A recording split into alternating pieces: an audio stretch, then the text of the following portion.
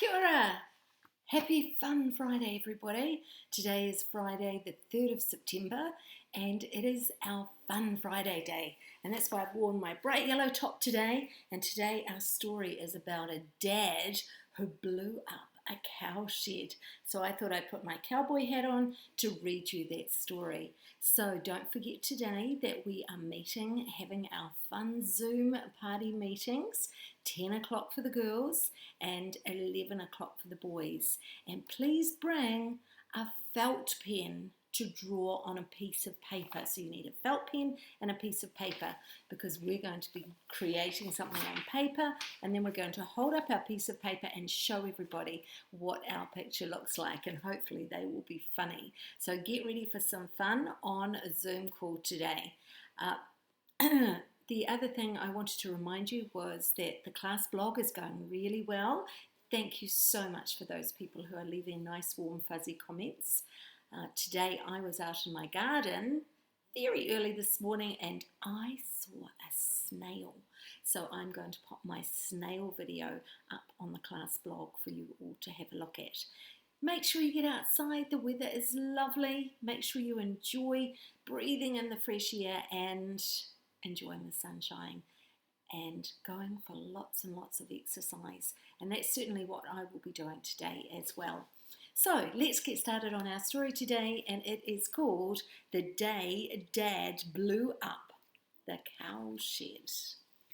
Sounds interesting, doesn't it? My dad was a farmer inventor who tinkered around like a pro. And we talk about tinkering as like fiddling around with things, isn't it? Then one day he found a cow merry-go-round, all tested and ready to go. And I wonder if you've been on a farm and seen how the cows get milked on. It looks like a merry-go-round.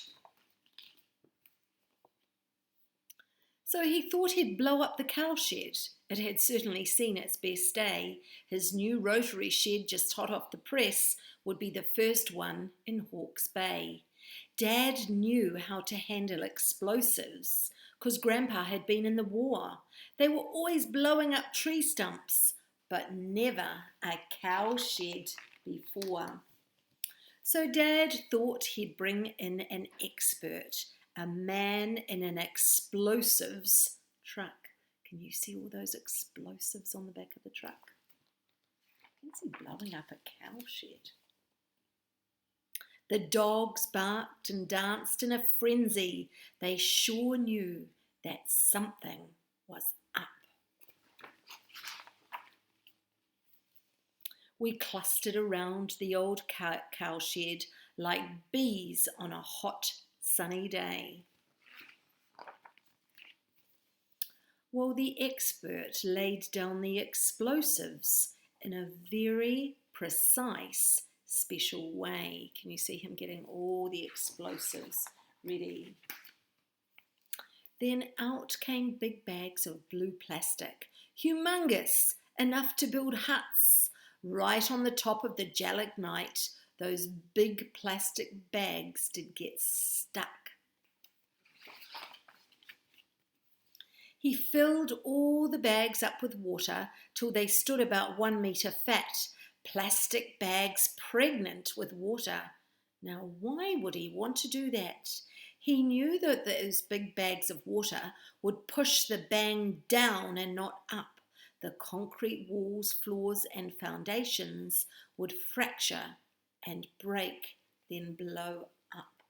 Oh, I see now. They've got a new cow shed with a merry-go-round, so they want to get rid of the old cow shed and they have to blow it up to break it down.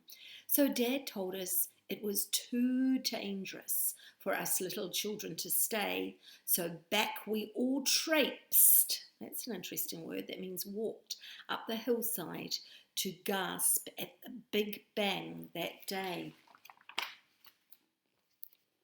With a boom like Mount Krakatoa, with a mighty and earth-shaking roar, the cow shed went flying up into the sky, and the milking shed was no more.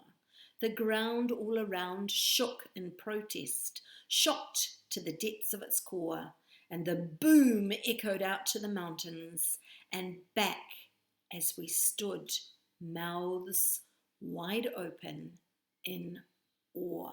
Now that word awe is an interesting one. Can you see it there? That's kind of when you're stunned in wonderment. The concrete was flung high up in the sky and disappeared clean out of sight. And where it all went to, nobody knows. Such was the Big Bang's great might. So look at that cowshed flying absolutely everywhere.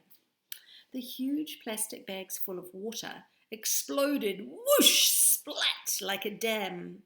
And plastic bits floated down from the sky, all less than the size of your hand. I wonder if that would be good for the environment. The birds were all shocked into silence, and each big and small living thing. But just as the echoes died away, slowly away, the neighbours' phones started to ring. Ring, ring. We honestly thought that we'd done all we could to prepare for the mighty great shake. We even taped up the house windows, but we'd still made one awful mistake. See if you can predict what might that awful mistake be. There's a clue with the phone. We hadn't told the neighbours. They thought the world's end had come. The phones all ran hot as they wondered just what could have set off this gigantic bomb.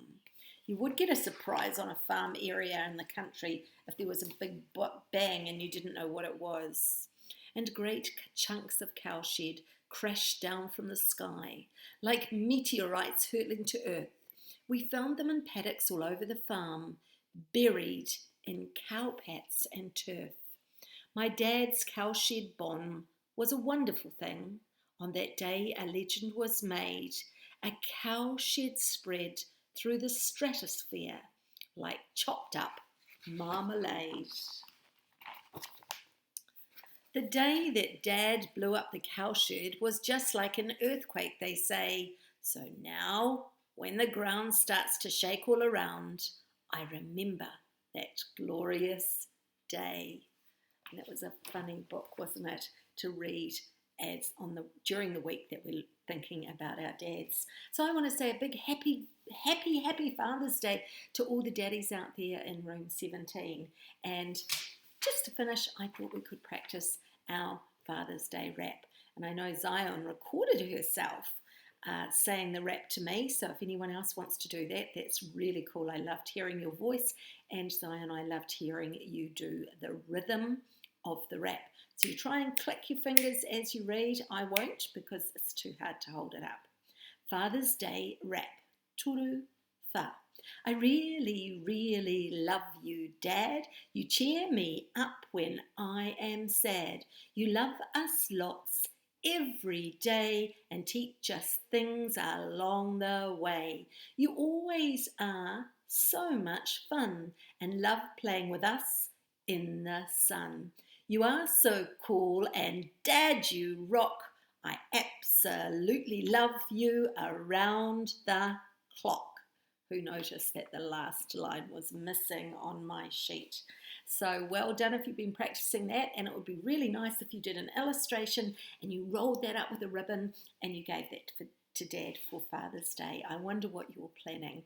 Father's Day is on Sunday. So haere everybody, have a fabulous weekend, and I will see you on Zoom very shortly.